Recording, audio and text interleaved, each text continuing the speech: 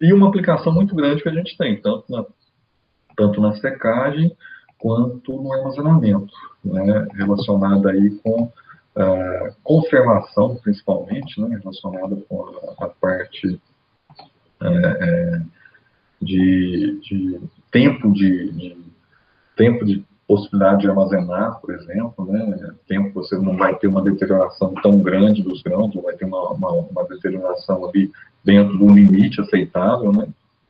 E até mesmo relacionar aí tudo que tem de temperatura e umidade relativa, né, que é outro fator importante com os grãos. Então, quando a gente fala equilíbrio higroscópico, teor de água de equilíbrio higroscópico, a gente está principalmente falando disso, falando dessas relações que existem do teor de água, né, essa quantidade de água que existe nos grãos e o ar, né, e esse ar relacionando com umidade relativa e com temperatura desse ar, né. E aí, quando a gente tem essas questões equilibradas, né, vamos falar assim, né, o ar e o grão, né, a gente tem o equilíbrio higroscópico, que vai variar em função dessas características. Então, normalmente a gente tem isso, né? A gente tem diferenças de pressão de vapor, né? Ou diferenças de vapor da água, tanto no ar quanto nos grãos, né? Nos grãos a gente acabou de ver que é o teor de água, né? 12%, 13% teor de água, base úmida, né? À medida que aumenta o teor de água dos grãos, você aumenta essa quantidade de água e automaticamente aumenta essa pressão que a água exerce internamente lá nos grãos, né, que a gente chama de pressão de vapor, né, vamos falar bastante dela aqui para entender o equilíbrio higroscópico, e da mesma forma a gente tem água no ar, né, na forma de vapor, água na fase gasosa. Então a gente tem, no ar, a gente tem a parte seca, né, então uma analogia com os grãos, né, a gente tem a massa seca dos grãos e o teor de água, né, e a água, a quantidade de água ali nos grãos. E na atmosfera também, a gente tem a massa seca de ar, né, que aí é composta pelo oxigênio, nitrogênio, que tem maior parte, oxigênio, né, outros gases, CO2, CO, né, N outros gases, em menores proporções, e a gente tem vapor d'água, né, que é a água na fase gasosa. E aí, dessa mesma maneira, a gente tem uma pressão de vapor que essa água exerce no ar. Né? Então, são as duas coisas aí que vão definir muito bem para a gente o equilíbrio higroscópico, devido principalmente a essas trocas, então, que podem acontecer, né? Se a atmosfera estiver muito úmida, tiver com uma quantidade de vapor muito grande, vai ter uma pressão de vapor maior, né, ou grande, e aí pode entrar água para o grão, ou pode voltar água para o grão, que é um processo que a gente chama de adsorção, né, ou reumedecimento. E o contrário também acontece, né, quando a atmosfera está seca, né, está com uma pressão de vapor baixa ou menor do que a dos grãos, o grão está úmido, está com teor de água alto, e aí a gente tem uma grande pressão de vapor no grão. E aí o caminho é inverso, né? Principalmente devido a essas diferenças aqui de potenciais que a gente tem, né, que vão causar essa movimentação. Ou saída de água, que é o que a gente chama de distorção ou secagem, ou entrada de água, adsorção ou reumedecimento, que é o que explica-se, né,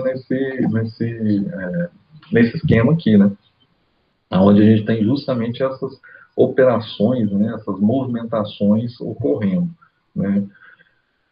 Ocorrem por quê? Porque os grãos são higroscópicos, ou seja, eles têm essa capacidade, né, essa afinidade com a água, então eles ganham ou perdem água, dependendo das variações do ambiente. E isso vai dizer muita coisa para a gente, né? Vai influenciar em muitas operações, vai influenciar lá na secagem, vai influenciar no armazenamento, né, em operações que a gente tem, né, nesse meio também aí, e na conservação desse produto, né, no processo respiratório que a gente tem. Então, são várias influências que a gente tem. Na própria definição de teoria de secagem, a gente tem ali a definição do teor de água de equilíbrio como sendo o fim, né, o final, onde tem ali não tem mais trocas de água, né, entre grão e ar, então finaliza esse processo de secagem justamente no teor de água de equilíbrio, né, que é quando a gente tem aqui, então, as duas pressões de vapor iguais. Então, são as três possibilidades que a gente tem. Saída de água, né, do grão para ou melhor, do ar para o grão, né, então o ar está com uma pressão de vapor maior do que a do grão, e com isso a gente tem uma saída, então, ou melhor, uma passagem de água do ar para o grão. E aí é o que a gente chama de adsorção ou reumedecimento.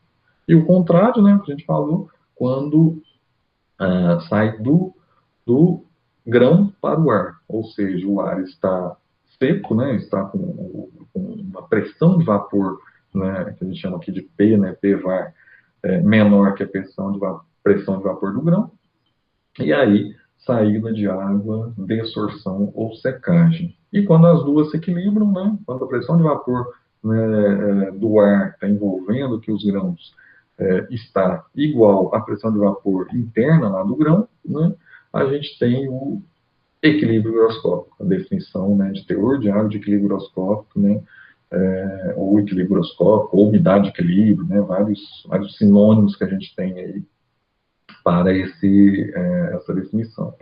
E isso tudo está relacionado com essa atmosfera intergranular. Então, se a gente pensar num silo, aquele ar que está lá no meio, né, na porosidade lá dos grãos, né, entre os grãos, naquela parte bem próxima ali, que a gente chama de né, microatmosfera, bem próxima ali ao grão, é que vão ocorrer essas trocas, né, e que vai chegar no equilíbrio higroscópico. Né? A tendência sempre vai ser o equilíbrio higroscópico, né, ou ganhando água, remudecendo, ou perdendo água, secando. Né? É um processo que não é tão rápido, né? Chegar no equilíbrio higroscópico ele demora em um certo tempo, né? Varia também em função das condições de temperatura, umidade relativa, mas é um processo mais lento, não é um processo rápido, né? Mas chegou no equilíbrio higroscópico quer dizer que o produto está ali estável, né? Não vai ter mais essas trocas.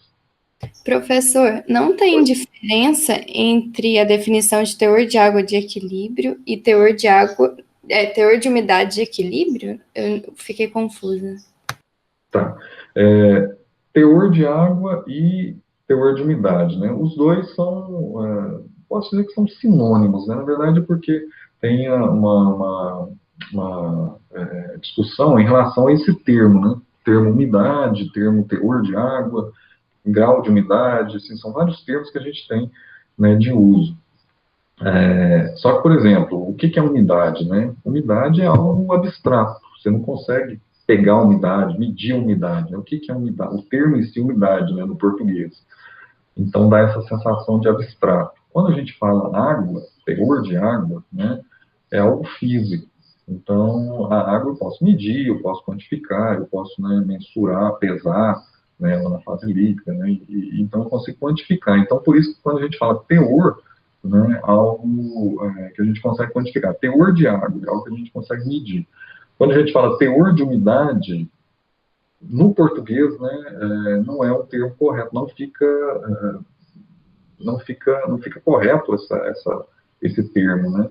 Isso veio de onde? Veio lá antigamente, os primeiros materiais que tiveram na área de secagem foram traduzidos do inglês, né? E vem lá do termo moisture content, que se for né, traduzir o pé da letra, né? Moisture é umidade, né? E content, teor, conteúdo. Então, traduzir-os teor de umidade, mas do inglês. O inglês, né, moisture content, é correto. Porém, quando traduziu para o português teor de umidade, ficou essa questão, dando esse erro aí na tradução. Né? No português não ficou adequado. Então, por isso que o termo mais correto é você usar teor de água. Ou grau de umidade também, tem alguns outros termos também que também podem ser utilizados. Mas, assim, depende. Se você chegar no produtor, né, alguém, né, eles vão administrar. Você chega e fala, tá, o teor de água, para cá, tal. A pessoa, às vezes, não vai nem entender ou vai te olhar meio estranho, né? Agora, se falar, a umidade é 12%. Opa, ok. Então, assim, é algo que ficou, né, difundido popularmente como umidade, né? Mas Agora, se eu vou, por exemplo, escrever um artigo científico, né, e o trabalho que a gente fez, eu coloco lá, a umidade do grão era 12%. Não fica correto, né? Então, aí o teor de água dos grãos era aquele valor X. E da mesma forma, a gente traz para o teor de água de equilíbrio, né? Então, a mesma coisa, a umidade de equilíbrio, né? É o mesmo significado, né? Não é o mais correto. O mais correto é teor de água de equilíbrio, né? Então, é por isso que a gente, né, eu particularmente adoto bastante o teor de água, né? Agora, se você for lá em Viçosa, por exemplo, né, outros professores lá, o pessoal mais antigo, eles usam teor de umidade, né? Então, assim, é mais questões conceituais, né? Então, mas lógico que a gente sempre deve pensar e adotar, né? Algo que eu achava que não era, mas quando eu sou convencido de que o outro é melhor, ou é o mais correto, a gente, não, obviamente, repensa e começa a adotar o que deve ser, né, mais adequado. Então, por isso, a gente segue, né, eu particularmente prefiro e adoto o mais correto, que é o teor de água. Tá? Ok? Respondido? Sim, obrigado, professor. Ok. Bom, e então voltando aqui, ó, o teor de água, né, que o sistema internacional é X, né, aí vem essa mesma confusão, X e U, né, usava-se muito, né, principalmente aqui em português, o U, né, U de umidade, para representar o teor de água. Mas aí como é que você vai representar U para teor de água, né, então também é a mesma coisa, fica incoerente você usar U para um termo que é teor de água, né, então, sistema internacional que é X, X, né, X% BU, XI, teor de água inicial, XZ, teor de água de equilíbrio, mesma coisa, né? Então, pode acontecer por desorção, esse equilíbrio giroscópico, né? O teor de água de equilíbrio giroscópico aqui, ó, pode, né, o produto estar com teor de água alto, e aí ele vai reduzindo o seu teor de água até chegar num valor que não varia mais. Então, ele vai né, reduzindo até estabilizar. E estabilizou, né, não varia mais naquela condição de temperatura e umidade relativa que ele está exposto, teor de água de equilíbrio. Então, vai perdendo água vai secando, absorção até chegar no equilíbrio. E o contrário também pode acontecer. Tem um teor de água inicial seco, né, com teor de água baixo, e aí estar exposto a um ambiente mais úmido, né, e aí começar a aumentar o seu teor de água. Né, e aí vai aumentando, né, no início esse aumento é mais rápido, depois ele tende a ir diminuindo, né, diminuindo o aumento, né, aumentando menos, e aí ele vai aumentando menos, cada vez menos, até chegar numa hora que ele vai estabilizar o seu teor de água de equilíbrio. Teor de água de equilíbrio é obtido por adsorção. Então ele foi ganhando água até estabilizar. Né? Isso ao longo do tempo, né? A gente pensar que dependendo da condição, isso aqui é vários dias, né, de exposição, semanas às vezes, para conseguir chegar no teor de água de equilíbrio. Principalmente a distorção, que é um processo mais demorado do que o desorção. Né? A desorção ele é um processo mais rápido. Então, são duas maneiras que a gente tem de obter o equilíbrio giroscópico, ganhando ou perdendo água.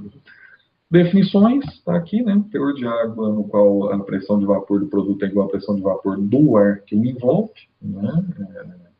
Essa é uma definição também bem simples, né?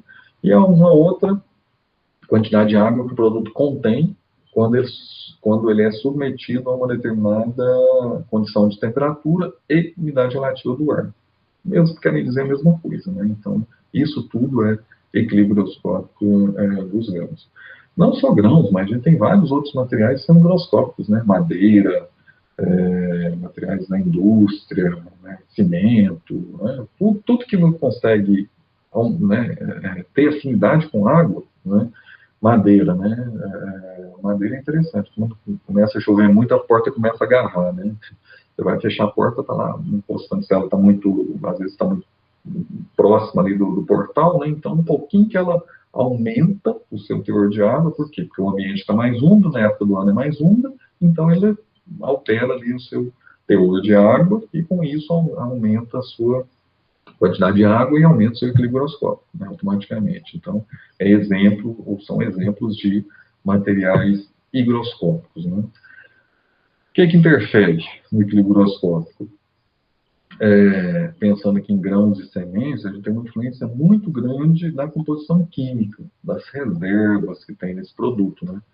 Então, se é uma reserva amilácea, né, com muito carboidrato, se tem teor de lipídios ali elevado, se tem teor de proteínas elevado, tem outros constituintes químicos ali, né, em proporções, né, maiores, diferenciadas, tudo isso vai influenciar. Por quê? Porque o carboidrato tem uma ligação com a água, né, tem uma forma, né, de ligar, uma força ali de ligação muito maior. Já os lipídios já têm são polaridades diferentes. Então, com isso, né, a água não adere, o lipídio repele a água, né, o óleo, de modo geral. Então, não se mistura, não tem essa afinidade tão grande. A proteína já é outra ligação diferente com a água. Então, dependendo dessa quantidade de reservas, do tipo de reserva, a gente vai ter um teor de água de equilíbrio diferente. Então, assim, a composição química é uma das que mais interfere. O que a gente falou lá, um exemplo né, aulas anteriores, falando o exemplo lá da castanha, né, castanha do Brasil, com 70% de lipídios, né, e o grão de milho, com, né, 3, 4% de lipídios, né. Se deixar os dois estão hoje com o mesmo teor de água, os dois estão lá com 13% de teor de água base úmida. Deixa a castanha e deixa o milho aqui nesse ambiente, aqui nessa umidade, nessa temperatura, umidade relativa nessa temperatura. E deixo aqui. Depois de 2 meses eu volto aqui e determino o teor de água deles.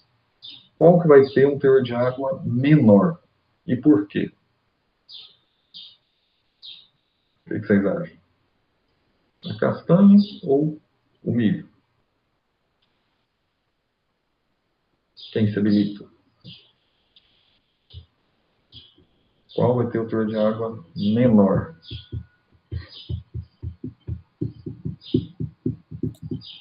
Bom, eu acho que é o da castanha, em função como você falou, questão da quantidade de lipídios, né? Ela tem mais, como que eu vou falar?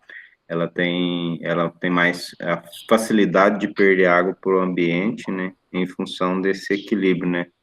Higroscópico, né? Do ar que fica ali entre o grão, né? No caso, a semente.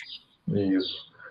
Exatamente. O conteúdo aí, a proporção de reservas dela, né, no caso da castanha, o teor de lipídios é muito maior. Então, quanto mais lipídios tem, mais, né, óleo, lipídios oleaginosa, então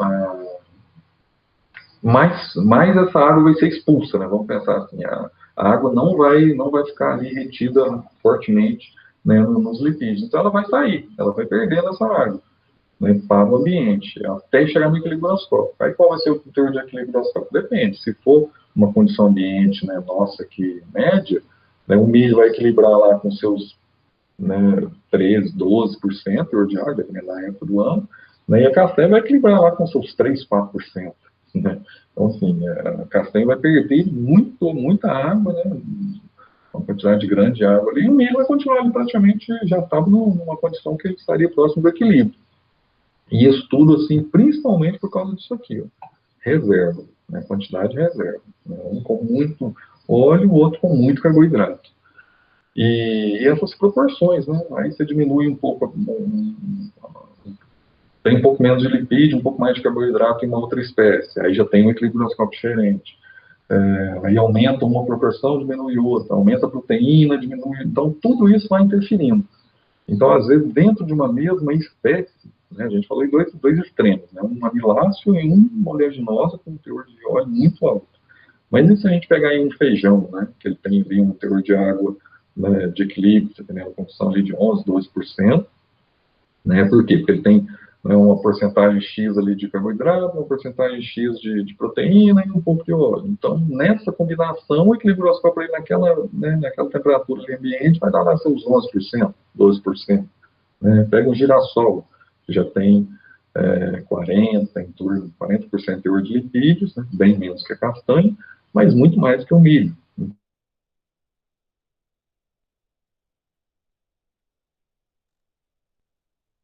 né?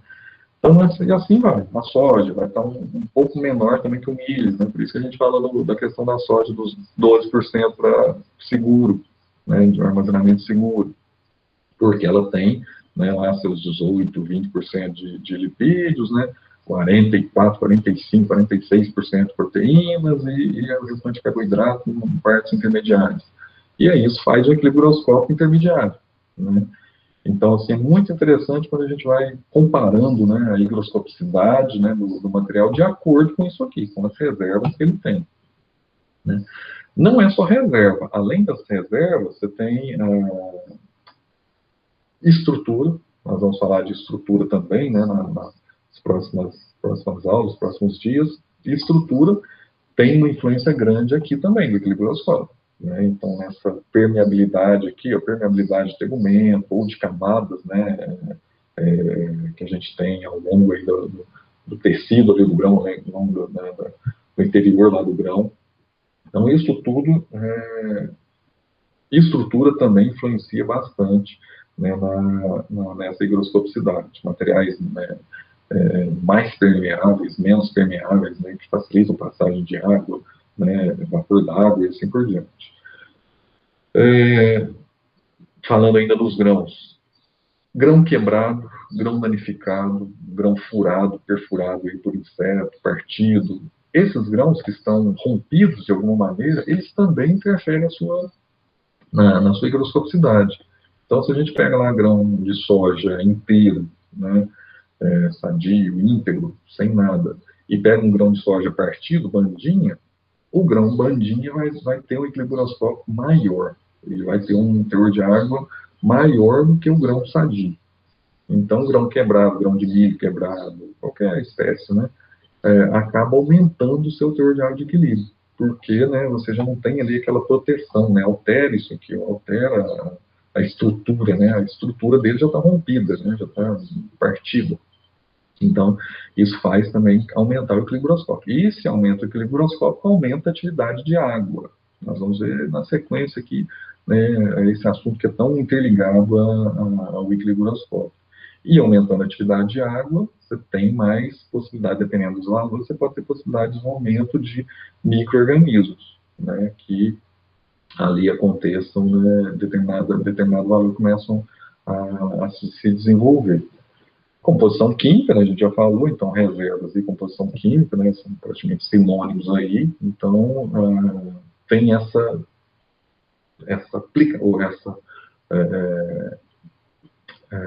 esse efeito, né, tão grande no equilíbrio groscópico, né, composição química, reservas, tudo isso.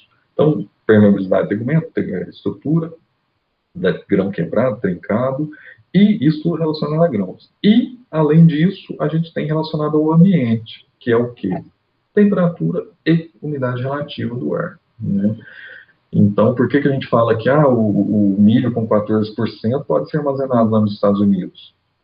Sem problema. Por causa do equilíbrio groscópico, né? E por causa da temperatura, principalmente de lá. Então, se lá tem uma média de temperatura de, vamos supor, 20 graus, a hora que a gente vai na isoterma de absorção de 20 graus, vai dar um teor de água de equilíbrio lá de 14%. Agora a gente vai numa isoterma de absorção aqui no Brasil, 25, 26 graus, né? Opa, já não é mais 14%, aí já cai para 13%, né? Ou 13,5%, né? Aí vai depender dessa variação que existe aí, né? De região, de local, mas vai ser mais alto, né? Desculpem, a temperatura é mais alta. E aí o equilíbrio groscópico tem que ser menor, o teor de água de equilíbrio tem que ser menor para ficar na mesma atividade de água, né? Seguro. Então, temperatura e umidade relativa assim, relacionada ao ar, né? São os fatores aí que mais influenciam no equilíbrio groscópico. Vamos ver como que isso ocorre, né? Essa aqui é uma tabelinha, né? Bem simples para a gente visualizar um exemplo aí de variação de teor de água de equilíbrio. Aqui está um exemplo para a soja.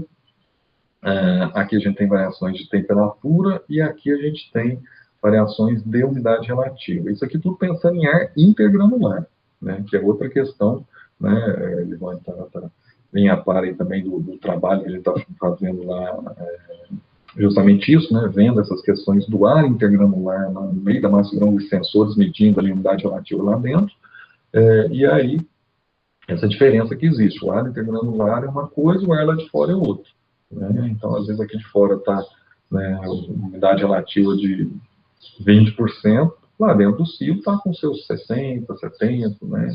Depende da condição de aeração que foi feita, mas tem essas variações, né? O ar intergranular que é o que vai influenciar diretamente no equilíbrio giroscópio. Se muda o ar intergranular, automaticamente muda o equilíbrio giroscópio.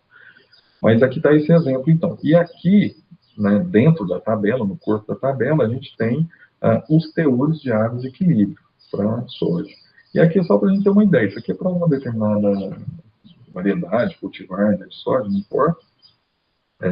É outra coisa que eu tinha falado naquela hora, né? Pode variar de cultivar para cultivar, pode, porque se variou o teor de proteína, uma tem 45%, a outra tem 47%, 44%, 43%. Isso vai influenciar na higroscopicidade, né? Vai ter essa influência também. Às vezes pequena, às vezes não tão pequena.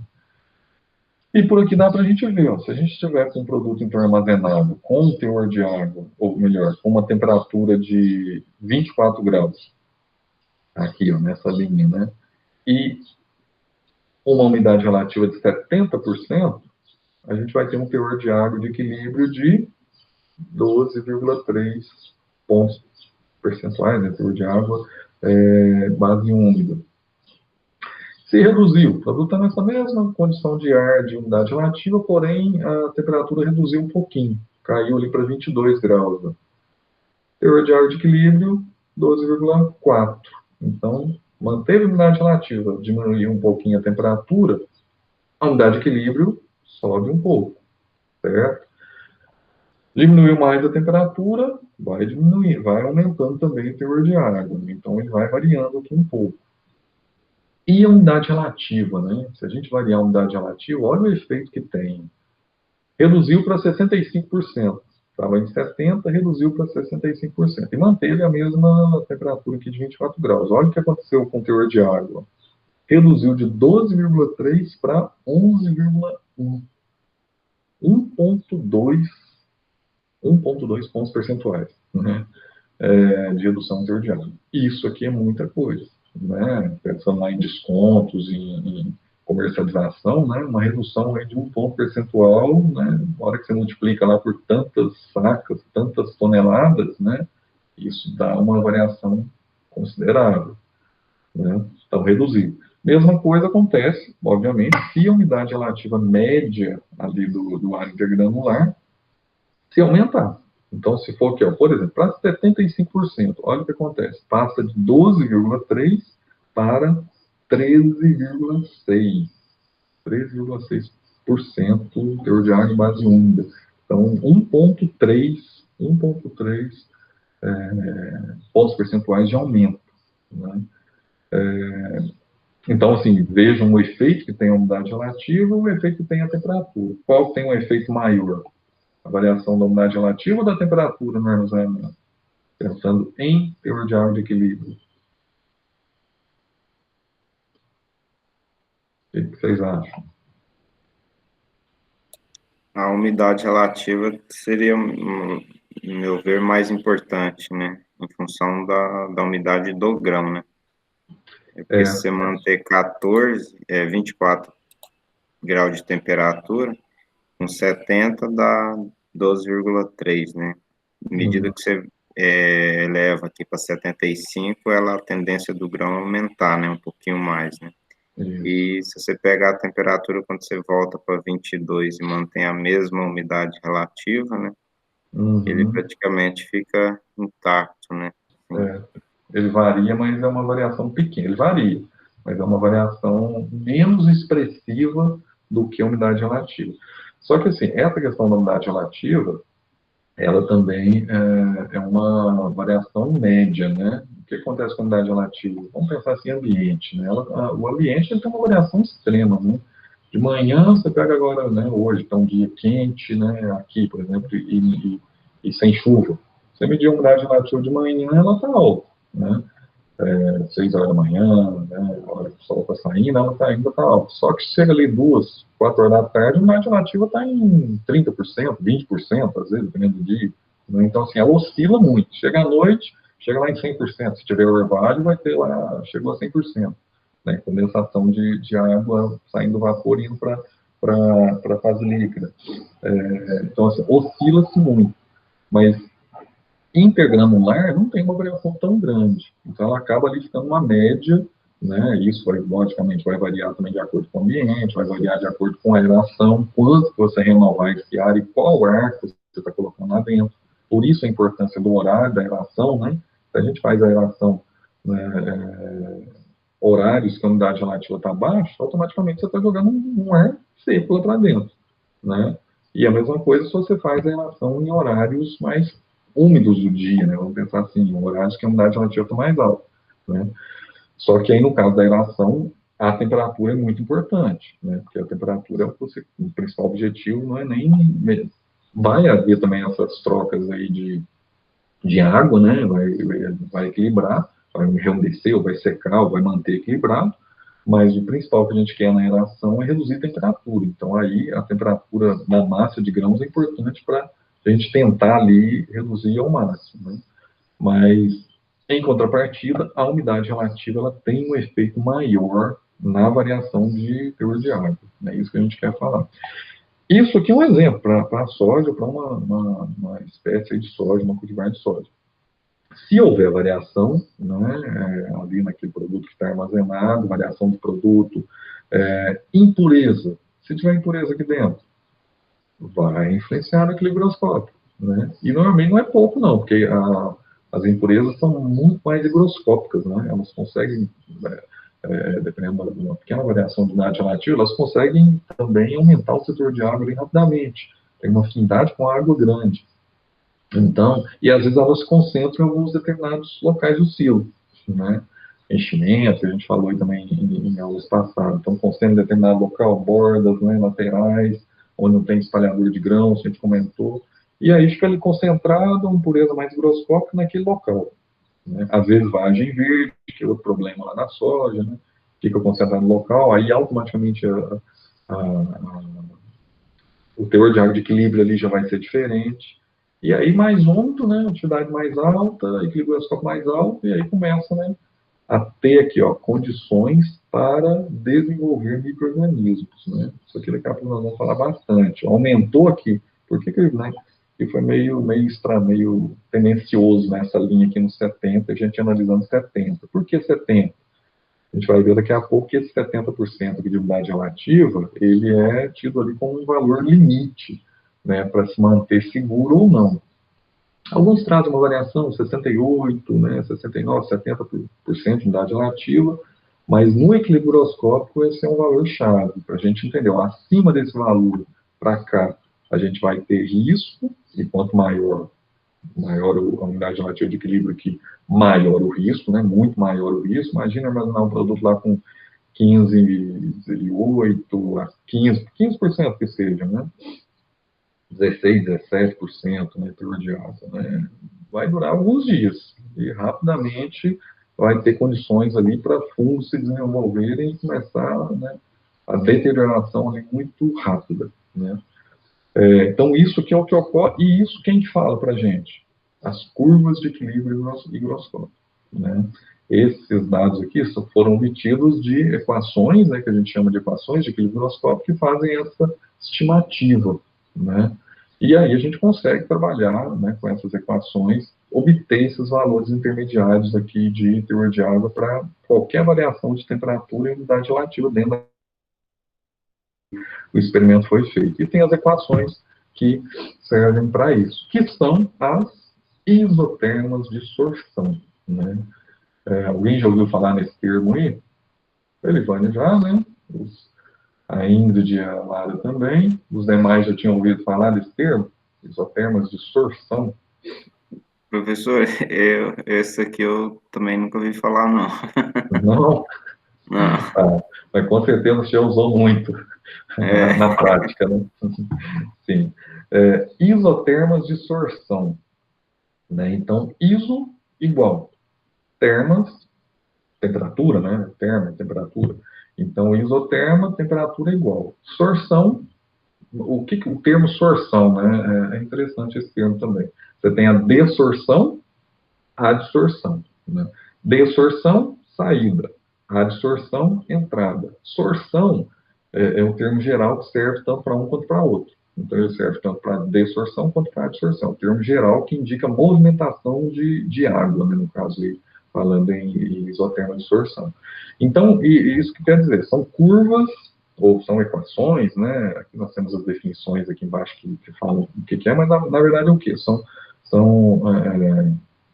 curvas ou equações que vão representar, dentro de uma mesma temperatura, os valores de equilíbrio higroscópico, né? Então, tá ali as definições. Equações matemáticas que expressam a relação entre o teor de água, né, de um determinado produto e a umidade relativa de equilíbrio em uma determinada temperatura, né? E também determina os pontos de equilíbrio higroscópico do grão, da semente, né, em diferentes unidades relativas, né? E os materiais, eles apresentam um comportamento diferenciado em função dessas isotermas, né? E em função daquelas características que a gente acabou de falar. Composição química, estrutura, né? E também em relação com o ar, aí, temperatura e umidade relativa. Então, está aqui um exemplo de uma isoterma, né? Então, em qualquer ponto dessa linha aqui, e essa linha foi obtida por uma equação, né? Uma equação que representou aqui, então, o teor de água de equilíbrio, XE, em função da umidade relativa de equilíbrio. Umidade relativa de equilíbrio aqui do ar, né?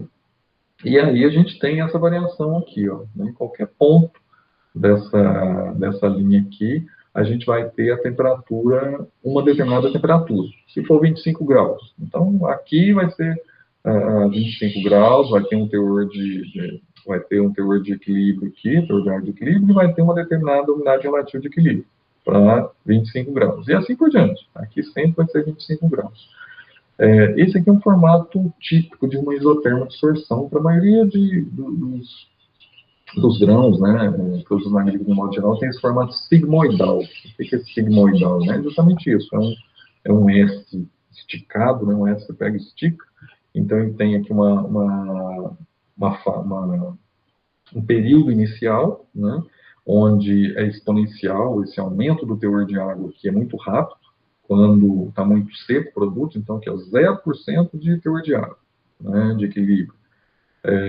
Aí vai aumentando rapidamente até um determinado valor. Ok. Depois, tem uma outra faixa que é praticamente linear. Se a gente pegar uma régua, colocar aqui, a gente vai ver que é um trecho praticamente reto, né? Um segundo trecho ali que é quase aumento linear do teor de água, de equilíbrio, em função do aumento da unidade relativa de equilíbrio. E depois tem uma outra faixa final aqui, ó, que é a terceira parte, né, da equação, que volta a ser exponencial de novo. Começa a subir ali rapidamente o teor de água de equilíbrio em função do aumento aqui da unidade relativa, né, de equilíbrio que a gente tem. Tá? Essa daí é uma curva típica, né, lá das isotermas. Isso aqui foi extraído lá do Mosenin em 1986. Por que eu trouxe essa referência? Porque tem algumas variações em relação a esses valores aqui, né? Aqui ele, né, todos os estudos que ele fez, toda, né, a experiência dele trouxe que até de 0 a 22%, né, era essa primeira faixa, de 22 a 73 essa segunda, e assim, e aqui até o 100, né, até o final ali, a terceira faixa. Tem alguns que trazem um pouco antes, ali, 70%, né, então tem algumas variações, mas é em torno desse valor aqui dos 70%. E o que isso traz para a gente? Essas isotermas, elas ajudam a gente a entender melhor como que a água funciona, como que a água está ligada nos grãos, né? Então, essa primeira faixa aqui que a gente tem é a faixa do teor de água de equilíbrio de 0 a 22%. Né? Oi?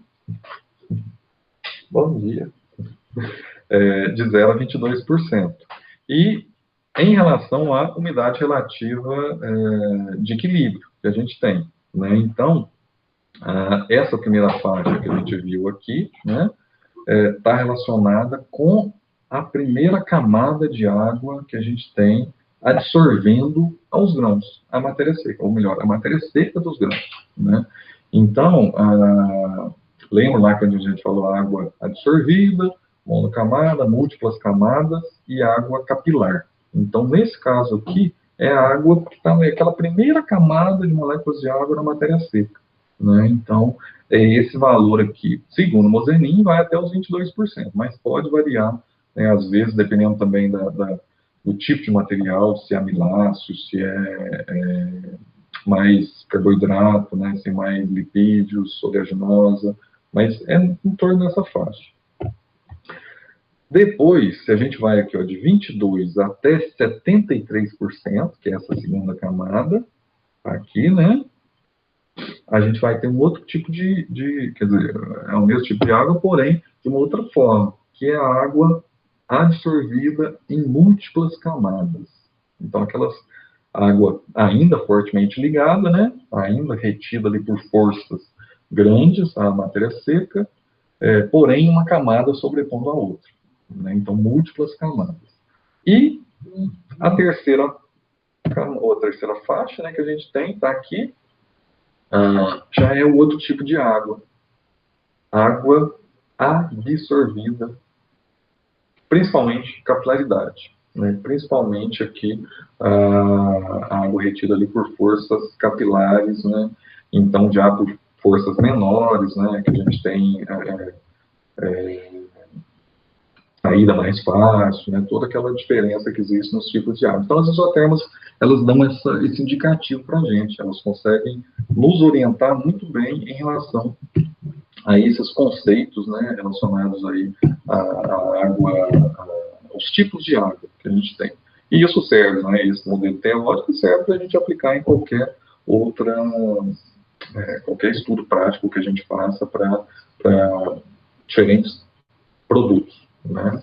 Então, é uma das funções que a gente tem nas isotermas, a gente conseguir entender melhor essa parte dos tipos de água, né. Assim, dá uma referência para a gente, né? Não chega assim, como eu falei, não chega a ser exato ali, não, eu sei que, então até 22 é exatamente água monocamada. Não, varia um pouquinho, né, é um intervalo, uma faixa ali, mas certo para a gente ter uma referência. Mesma coisa que o 73, 70, então está ali em torno, né, tanto é que a gente falou aqui dos 70, tá pensando nisso, pensando ali nessa variação entre água absorvida e água absorvida, né? Essa transição que existe. E aí, como que a gente obtém essas isotermas? Por meio de equações matemáticas, né? Aí, quem gosta de matemática, né, até brilha os olhos com essa equação, né, com essas equações aí. Quem não é muito fã de números, matemática, né, assusta um pouquinho, mas não tem nada de tão complexo, tão complicado nesses modelos, não. O que a gente tem aqui principal? A gente tem, então, diversos modelos, né, esses aqui são modelos, tem alguns empíricos, tem alguns teóricos. Quais são os teóricos que a gente tem? A gente tem aqui o Gabi, tem o Bet, que são duas equações aqui, que conseguem estimar, por exemplo, a água em múltiplas camadas, multicamadas, e aqui também o coeficiente B dessa equação aqui, ele dá o valor da camada da água monomolecular, a monocamada desse modelo, da equação de Bet. Então, são dois modelos teóricos que foram desenvolvidos lá em 1900 e alguma coisa, né, mais de 100 anos atrás, que chegaram nesses estudos e conseguiram falar, olha, né, usando esse modelo a gente consegue determinar, né, a água em monocamada e estima o valor dela para aquele produto, né, a água de múltiplas camadas para um outro produto, e assim por diante. A gente consegue ter essa análise, né, usando esses modelos aqui também, né, além dessa referência aqui do Mosenin, né, de 1986, mas essa daqui são modelos que trazem essas variáveis, né, e esses coeficientes aí conseguem estimar. Bom, esses modelos, então, esses são teóricos, né, o Gabi e o Bet. Os demais são todos modelos empíricos. O que é o modelo empírico? É aquele modelo que ele é obtido aleatoriamente, tentativa e erro, né? Então, hoje em dia a gente tem programas que fazem isso, né? Você pega um conjunto de dados, coloca lá, né, 2 conjuntos de dados e pede uma equação de ajuste, né, semelhante ao Excel, só que o Excel você tem ali a linear, tem a polinomial, o logaritmo, tem ali umas dúzias ali de modelos. A gente tem programas hoje que fazem isso, você põe lá um conjunto de dados e te dá lá 1000 equações, 10.000 equações, né? Aí você tem uma afinidade ali de modelos que você pode trabalhar.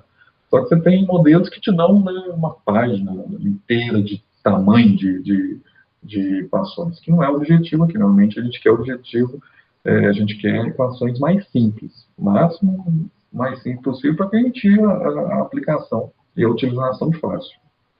E aí, esses modelos empíricos, então, Sigma, Copas, Abba, Oswin, o próprio Henderson, tem o Henderson modificado, Halsey modificado, Copas, Chang-Fost, né? São modelos que foram obtidos assim. Eu acho que vou pegar ali uma exponencial, vou colocar ali multiplicar por 1A. E testa, e vê se dá um ajuste bom, né? Se der um ajuste bom, recomenda aquele modelo, para aquele estudo específico ali, para aquela espécie. Um exemplo típico desse, tá aqui, ó, 2 modelos, né? O Copasse, tá aqui, e o Sigma Copasse. Se a gente comparar os dois aqui, ó, esse, né? E o Sigma Copasse é o primeiro, e o Copasse é o terceiro, de baixo para cima, qual que é a diferença entre eles, ó? Exponencial, ó, XZ. XZ é o teor de área de equilíbrio, né? É asterisco aqui porque está em base seca.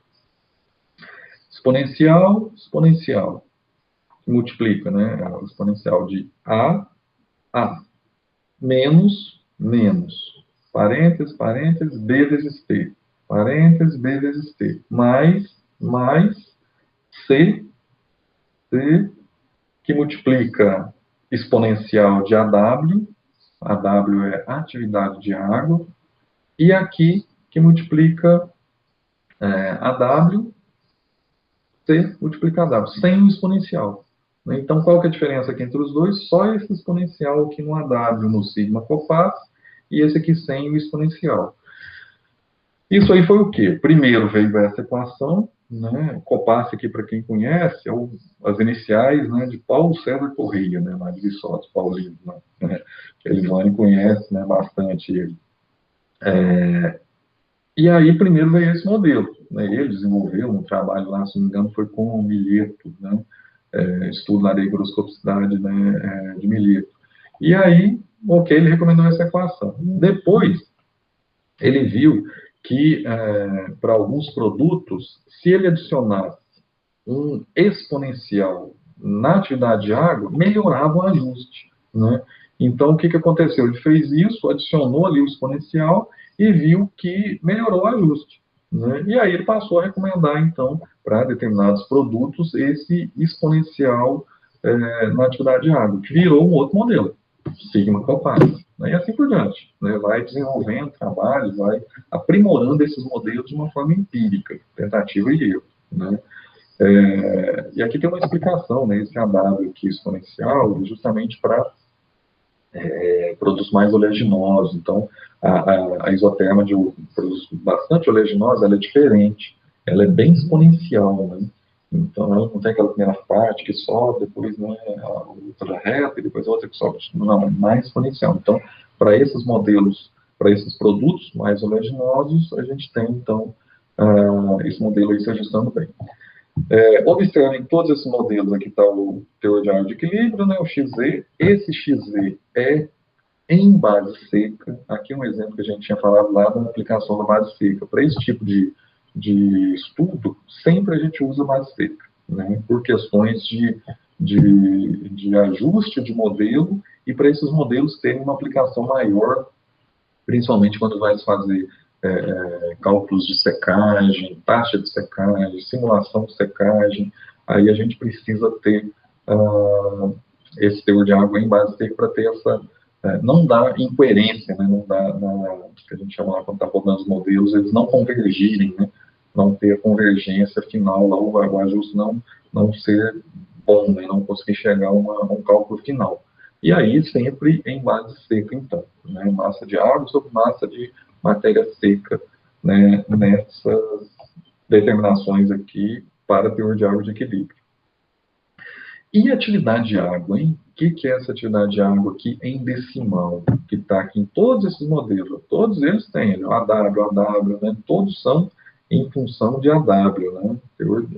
Atividade de água em decimal. Aqui vai uma informação importante. A atividade de água, ou melhor, a umidade relativa, quando está no equilíbrio, então vamos pensar aqui, ó, umidade relativa, né? Então vamos pensar de novo aqui no produto armazenado lá num silo, e dentro lá no ar intergranular, esse produto está com uma umidade relativa lá de 70%. E com 70% de umidade relativa, o produto está em equilíbrio higroscópico e está dando uma temperatura aqui de 12,1, teor de água de 12,3, na temperatura de 24 graus. Então, a gente tem temperatura 24 graus, teor de água 12,3, umidade relativa de 70%, equilíbrio higroscópico. No equilíbrio higroscópico, essa umidade relativa aqui, que é chamada de umidade relativa de equilíbrio, ela é igual à atividade de água dividido por 100. Ou seja, quanto que é a atividade de água aqui no equilíbrio higroscópico? 0,7. Então, é essa a atividade de água que a gente está falando aqui, nesses modelos, né? A umidade relativa de equilíbrio, né, que a gente tem, que o produto está em equilíbrio higroscópico, né? Então, por isso a gente chama de atividade de água, porque ela é utilizada, né, nas isotérmicas. E também ali, ao invés de umidade relativa de equilíbrio, lá na isotérmica, eu posso chamar de atividade de água, né, que é o termo, né, mais adequado. Os dois são adequados, mas é um termo mais usual, né, umidade relativa de equilíbrio igual a atividade de água. A única diferença é que uma é em porcentagem, você fala umidade relativa 0 a 100, né, porcentagem, e a atividade de água é decimal, você não tem, 0,7, não tem 0,7, não tem unidade, é só, né, decimal. Temperatura sempre é graus Celsius, né, o T aqui da temperatura. Alguns modelos não variam em função da temperatura, está aqui, ó, tanto o Gabi quanto o BET, as duas equações aí que são teóricas não variam em função da temperatura, então você tem, sem a variação da temperatura, aí você precisa fazer um estudo, se quiser colocar em função da temperatura, você tem que fazer uma estimativa para conseguir tentar correlacionar com a temperatura, né? Os demais não, os demais todos são em função da temperatura. E o ABC são os coeficientes que dependem do produto, né? Então, aqui tem uma outra informação importante. Eu fiz o trabalho e ajustei lá o modelo do Copas, né? Então, eu fiz o trabalho lá para milheto. Então, eu tenho, né, o teor de água de equilíbrio do milheto para qualquer condição aí de temperatura, atividade de água, né, desse trabalho, porque eu estimei o A, o B e o C, A, B e C, para o milheto, né? Então, substituindo aqui que viram constantes, né, coeficientes, que são valores obtidos, né, valores numéricos, é só substituir aqui no A, no B e no C. O que fica de incógnitas? Só o P e o AW. Aí, se eu quero saber para a temperatura de 20 graus e umidade relativa de 70%, eu vou lá, faço uma planilha no Excel, pego aquela equação com os valores de A, B e C para o milheto, coloco lá, e aí vou variando os valores. Varia a umidade relativa aqui de 25 até 90, varia a temperatura, né, que eu quiser, também a faixa que eu quero, e aí eu vou tendo isso aqui, ó. Calculo quantos valores intermediários aqui eu quiser de teor de água de... eu quero saber teor de água de equilíbrio para o milheto, se ele tiver, né, uma temperatura de 22 graus e meio e na umidade relativa de 57%. É só substituir os valores lá na equação, você vai ter o valor intermediário preciso, né, com quantas casas decimais ali você quiser. Então, esses valores aqui dessa planilha vieram justamente dessas equações das isotermas, né? Então, as isotermas, elas servem para isso, né? A gente consegue ter toda essa informação, né, de equilíbrio higroscópico do produto, né, muito mais detalhado, para diversas condições de temperatura e umidade relativa. Esse é o principal objetivo delas. Aqui nós temos um exemplo de uma equação padrão, né, muito tempo usada como padrão para determinação de equilíbrio higroscópico, né, de diversas espécies, né, aqui estão algumas espécies como referência. Essa daqui é uma equação de Henderson modificada, ela não está aqui nessas principais, né, aqui está só de Henderson, né, e aqui a gente tem ela modificada, né, o Henderson, modelo de Henderson modificado, ou equação de Henderson modificada, né. A SAI, Sociedade Americana de Engenharia Agrícola, né, lá de 96, é uma equação antiga, mas que ainda hoje ela tem assim, uma utilização até razoável, né. Lógico, tem muitos produtos que vão sendo atualizados, né. Nós mesmos agora fizemos um trabalho recente, inclusive o Zé Ronaldo, eles lá na equipe de lá, eles conseguiram várias amostras de soja úmida para a gente, se não me engano foram 6 variedades diferentes, que a gente fez um trabalho grande, ficamos o ano passado quase todo, né, coletando esses dados. Agora já está finalizado, só que já está na parte de escrita já do artigo, onde a gente testou para diferentes variedades. Então, da soja, quais equações são melhores, ou se conseguiria uma única equação para representar. Se não me engano, eu tenho que consultar ali os dados, se não me engano, foi a Alce modificada, achando que fosse modificada, uma das duas aqui, que foi a melhor, que conseguiu se ajustar a todas as variedades de uma forma aceitável, né? Então, é um exemplo. Mas, quando não tem uma equação para determinado produto, e você tem essa da ASAI, você pode utilizar. Ou, então, busca na literatura, né? Procura equações que tenham para determinar, e para castanha, né? Para castanha, não acho, né? Nós acabamos de fazer agora um trabalho também para castanha no Brasil, só que aí nós não conseguimos fazer para ela inteira, ela íntegra, né? Ela, a amêndoa ali toda inteira, não. Nós fizemos para ela partida, né? Em diferentes granulometrias, né? Mais ou menos 1 centímetro, menos de 1 centímetro, devido ao método que a gente utilizou, que a gente não conseguia fazer dela inteira, né? Tivemos algumas limitações do equipamento que a gente fez. Mas aí nós conseguimos fazer, né? Então nós temos agora, né, a equação do isótopo. Não foi publicado ainda, estamos mandando, já mandamos uma revista, não deu certo, vamos mandar para outra, para isso. Aí manda, publica o trabalho, né, passa por toda a avaliação, correção, ver se é relevante, se não tem outros trabalhos relacionados, se é uma contribuição significativa, e aí, sendo publicado, você começa a citar aquele trabalho, né, com aqueles dados lá para utilização prática, né, para determinado produto. Então, mas quando não se tem, a gente pode utilizar como exemplo essa equação, que nada mais é do que o teor de água de equilíbrio, está aqui, também ele é em base seca, né, DLS, logaritmo neperiano, que é o inverso do exponencial, né, então LN, logaritmo neperiano, de 1 menos a atividade de água, né, menos K. K é uma constante, né, eu posso chamar de ABC, de K, C, M, posso chamar né, as letras que a gente achar mais bonitas, né, porque todos são coeficientes, né, estão tem a mesma função. T, temperatura, mais C, que é outra constante, está aqui, né, o C. 1, isso aqui tudo é elevado a 1 dividido por N, que é outra constante. Então, tá ali, o K, N, C são as 3 constantes desse modelo aqui do Hausen modificado. E aqui nós temos esses coeficientes para essas espécies. Arroz, feijão, milho, soja, sorgo, trigo, e cada uma delas tem o seu valor. E aí, a gente faz, esse aqui eu tenho um exemplo para mostrar para vocês, de como fazer essa determinação para uma aplicação prática, né? Por exemplo, soja, né? Uma lavoura de soja que estava exposta às condições ambientais médias de 25 graus e 70% de umidade relativa, ambiente média, né? Lá no campo dessas condições. E aí quer saber se seria possível, nessas condições, utilizar esse ar ambiente para promover a secagem com ar natural desses grãos. Um exemplo bem interessante, né? Simples. Está em 70% de umidade relativa e 25 graus.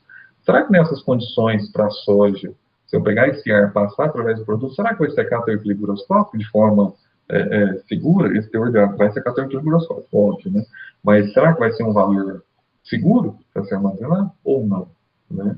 Aí, vem a aplicação. A gente pega ali a equação do Henderson, como exemplo, né? Poderia ser uma outra equação, se tiver na literatura aí, sem problema nenhum, desde que seja recomendada, né? Como a equação adequada. Pega aqui os coeficientes, o K, 30, 532 vezes 10 menos 5, isso aqui é um valor pequeno, né? Vezes 10 menos 5, né? Exponencial ali. N 1,2162, 634, 136, e a gente substitui esses valores aqui na equação, né? Nessa equação, aqui os valores ali, ó, K, N e C, temperatura 25 graus, umidade relativa média 70%, e que equivale a uma atividade de água de 0,7. Foi o que eu falei, é só pegar a umidade relativa e dividir por 100. Tem porcentagem, dividir por 100. E aí é só substituir na equação. Apesar de ser uma equação simples, né, a gente sempre fala, né, preste atenção, né, quando vai fazer esse tipo de cálculo, tem que tomar bastante cuidado para não confundir, não trocar, né, valores, não trocar a ordem de resolver, né, sempre com essa atenção. Você vai fazer no Excel também, cuidado lá na hora de colocar os parênteses, né, para não ficar fora da ordem de operação. Sempre, então, é o mais básico do básico, né, a resolução de equações, que é resolver sempre, né, os parênteses primeiros, né, de vir resolvendo de dentro para fora. A gente começa substituindo aqui, ó, Ln, né, logaritmo neperiano de 1 menos AW, que é 0,7, 1 menos 0,7, dividido por menos K, menos 30, 562, 0, menos 5, que multiplica 25 mais 134,36, que é o C, 25 é a temperatura, 134 é o C. Isso tudo aqui fecha 1, fecha o colchete, fecha as chaves e eleva a 1 dividido por 121,64, aqui, o N. E aí vai resolvendo, né, parte por parte. Primeiro resolve aqui dentro, né, ó, 25 mais 134, 159, né, resolve esse parêntese aqui também, que dá esse valor aqui, 0,82, o Ln de 1 menos 0,7, que é 0,3, né, então Ln de 0,3, e vai indo. Aí, Ln de 0,3 dá esse valor aqui, menos 1,203973, aqui está com 6 casas, né, para não perder muita precisão. Resolvendo essa parte aqui também, ó, esse menos 30 vezes aí, menos 5 vezes, 159, dá esse valor aqui, e isso tudo elevado ao 0,82 que estava ali. Aí faz essa divisão, né? Aqui nós temos um negativo no numerador, um negativo no denominador, divide os dois, vai dar um valor positivo, né? Positivo aqui, ó, 24, né? Que é esse resultado dessa divisão, elevado a esse valor. Fazendo essa conta, a gente chega nesse valor aqui, ó. XE, teor de água de equilíbrio, 14,868% base seca, né? Lembrando, então, que é base seca. Como que a gente transforma de base seca para base úmida? Exercício bom também, não sei se vocês lembrarem, não. Né? O que quer dizer base seca? Quer dizer que eu tenho aquela formulinha lá, né? E tem também a gente resolver sem usar a fórmula. O que quer dizer 14,468% base seca? Quer dizer que eu tenho 14 gramas de água em 100 gramas de matéria seca, né? Correto? Então, se eu pegar agora, então, 14 gramas, né, no numerador, que é massa de água sobre massa de matéria seca. Para transformar para base úmida, o que é? Massa de água sobre massa total. Então, o que se faz? Pega-se a massa de água, né, que é 14,468, dividido por quê? Por 14,468 mais quanto? Mais a matéria seca, que é 100. Então, vai ficar 14,468 dividido por 114,468, que eu somei água mais matéria seca no denominador, né? Então, 14 dividido por 114 vai dar 12,63% base úmida. E aí, posso usar esse ar para secar? O que vocês acham? Tá um teor de água que pode ser armazenado de forma segura ou ainda vou precisar secar mais? Ou tá úmido demais? A soja. Ele vai ou não vai?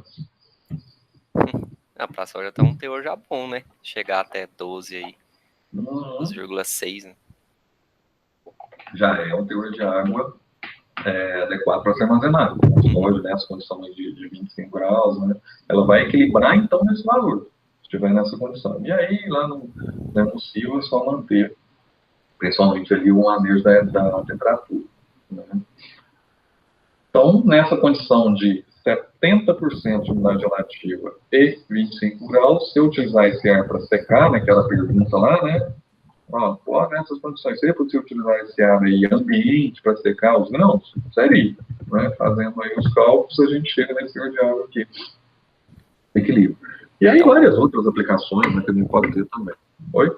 Então, professor, o pessoal faz secagem nos armazéns, eles usam essas, não necessariamente essa, mas a equação que for aí, para estipular se, por exemplo, aquela condição ambiental que está ali no momento, eu posso fazer uma secagem do grão, não, para ver se, por exemplo, eu poderia até umedecer o grão, dependendo da condição que estaria ao invés de secar. Sim.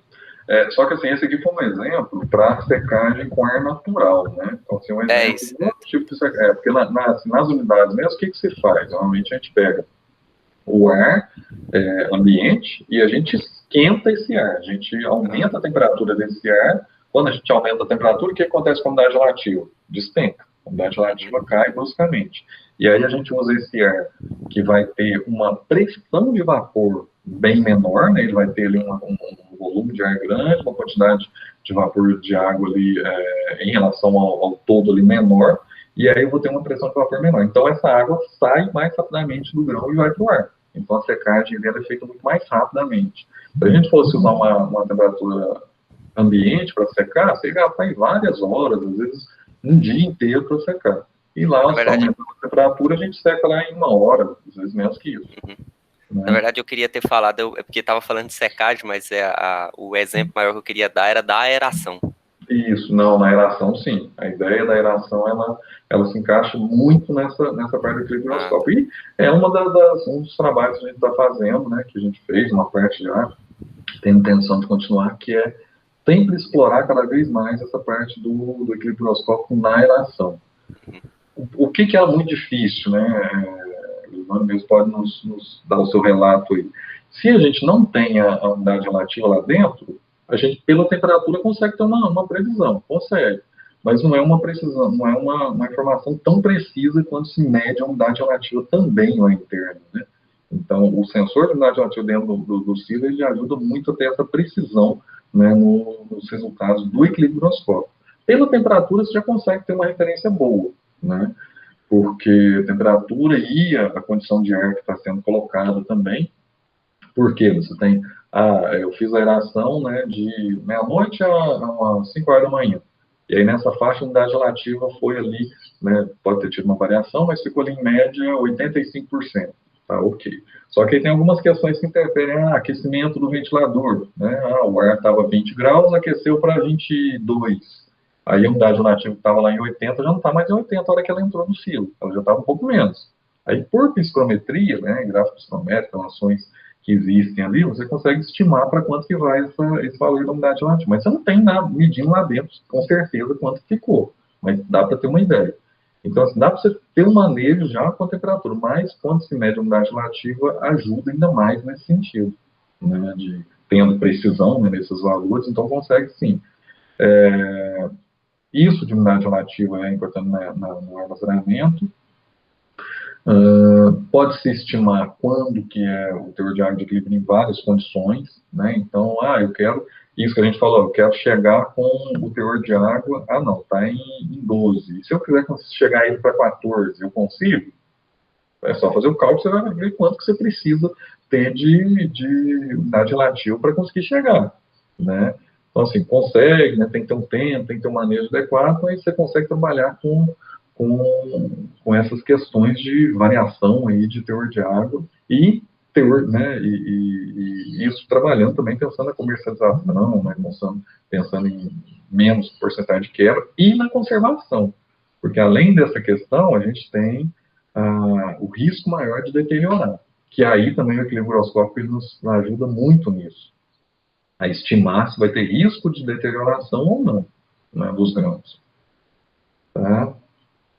Entenderam, assim, o geral, a aplicação da equação? Aqui foi um exemplo, né, bem simples, bem numérico, né, de como que a gente faz esse cálculo, para a gente, isso é uma aplicação, mas isso aqui né, às vezes parece confuso, esse cálculo, você fazendo a equação lá no Excel, né, o mais simples possível que tem, ou qualquer outro programa, né, o Excel é o mais simples.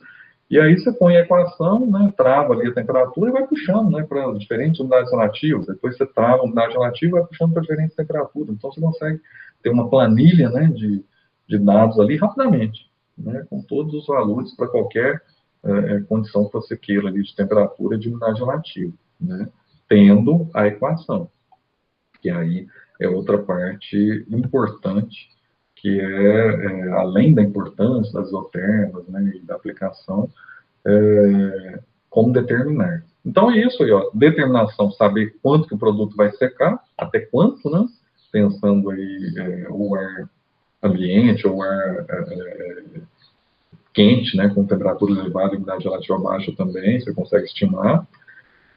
Mudanças no valor do teor de água em determinada condição de temperatura e umidade relativa, acabamos de fazer, e define os teores de água propícios ao início da atividade de agentes, né, agentes aqui principalmente os micro-organismos, né, fungos principalmente, que podem causar deterioração desse produto. Né? Isso por quê? Porque a gente está trabalhando aqui com atividade de água. Então, esse que é o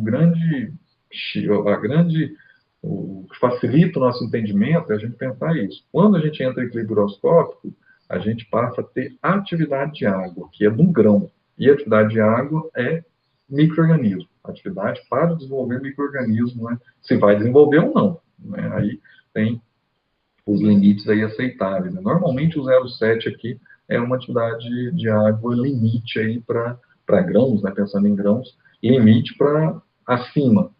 Risco de deterioração, abaixo, né? Não tem risco. Né? Então é um valor aí médio que se tem em relação a risco de deteriorar. Aqui só mostrando graficamente como que essas isotermas, como que elas se comportam, né, em termos de variação de temperatura, né, isso aqui é interessante, às vezes quando a gente está determinando, fazendo experimentalmente, a gente vai ver alguns métodos que tem para se determinar as isotermas, às vezes acontece isso, né, assim, acontece algum erro, alguma coisa, e a gente começa a ter dados que uma determinada temperatura, né, está aqui um T1, que é menor que T2, que é menor que T3, então T1 é essa, T2 é essa, T3 é essa, o que quer dizer? À medida que a gente aumenta a temperatura, a isoterma, ela desce. Então, ela está abaixo. Não tem como ter um inverso. Então, as isotermas, né, se a gente pegar aqui uma mesma atividade de água, uma mesma unidade relativa de equilíbrio aqui, ó, à medida que a gente aumentou a temperatura, essa aqui, por exemplo, é 40 graus, essa aqui é 30, essa aqui é 20. Ok. Então, está no correto, está na ordem correta como deve ser. Por quê? À medida que você aumenta a temperatura, você aumenta, né, toda a atividade metabólica, você aumenta toda a agitação, pensando ali em moléculas, pensando em a questão de vapor, né, que a gente tem pressão de vapor que a gente tem internamente ao grão. Então, quando você aumenta isso, né, a temperatura, automaticamente o teor de água diminui. O teor de água de equilíbrio diminui, né, para uma mesma unidade relativa, pegando aqui essa linha que sobe aqui, né. E o contrário também acontece quando a gente pega um mesmo teor de água, né, o mesmo teor de água, a gente vai ter, né, variações aqui também. A gente vai ter uma atividade de água menor aqui na temperatura mais baixa, depois, à medida que a gente vai aumentando a temperatura, a gente aumenta também a unidade relativa de equilíbrio. Né? Mas o importante é isso, as isotermas, né, aumentou a temperatura, a isoterma fica abaixo, ela nunca fica acima, né? Acima só quando diminui a temperatura. Então, esse é o comportamento das isotermas, efeito da temperatura. E, na prática, o que acontece? Quando a gente tem um ar que a gente esquenta, um ar ambiente que a gente vai esquentando, então está lá um ar com 20 graus, 70% de umidade relativa. Para esse produto aqui X, né, qualquer, o teor de água de equilíbrio, usando uma equação, né, qualquer lá de equilíbrio groscópico, vai dar 16,6%, base 1, base seca. Se a gente aumenta a temperatura para 25, automaticamente a umidade relativa diminui, e diminui bruscamente, né, que você aumentou 5 graus de temperatura, aqui diminuiu 18 pontos, né? E aí o equilíbrio groscópico despenca também, cai de 16 para 11, esse exemplo. 35 graus, aumentou a temperatura para 35 graus. 52 para 30, caiu 22 pontos aqui, ó. E o teor de água de equilíbrio, mesma coisa, de 11 para 7. Aumentou para 50, caiu aqui para 10, aqui para 3. Ou seja, quando a gente, na prática, se a gente estiver usando um ar de secagem com 50 graus, então, e a gente secasse, se fosse secar até o equilíbrio, ia secar até 3%. Ou seja, ia deixar o produto lá, né, extremamente seco. Então, normalmente na secagem, o que se faz? Aumenta a temperatura, por quê? Porque esse gradiente aí fica, né, maior, né, principalmente em relação à umidade relativa. A umidade relativa fica muito mais baixa e a pressão de vapor, né, também fica muito mais baixa. Então, a tendência é a água sair mais rapidamente. Então, a água sai rapidamente e aí a gente diminui o tempo. Por quê? Porque eu não vou secar até 3%, eu vou secar até 12%, por exemplo, 13%, aqui tem mais seca, 13%, 14%. Então, pouco tempo, 1 hora, menos de 1 hora, passou pelo secador nessa temperatura alta, já é suficiente para secar, né? Eu não deixo ter o equilíbrio groscópico, a não ser que seja secagem com baixas temperaturas, selo secador, né? Outras situações aí que se usa ar ambiente ou ar levemente aquecido, né? 5 graus, né, de aquecimento para fazer a secagem. Mas é uma secagem que vai durar ali dias, né? E não secagem que vai ser rápida aí em poucos minutos, né? Então, na prática, é isso que a gente faz. 5 para as 10, vamos tomar uma água. A gente começou direto, né? Estamos até agora. Vamos dar uns minutinhos de intervalo. Deixa eu parar a gravação, parar a gravação aqui, para não ficar muito extenso.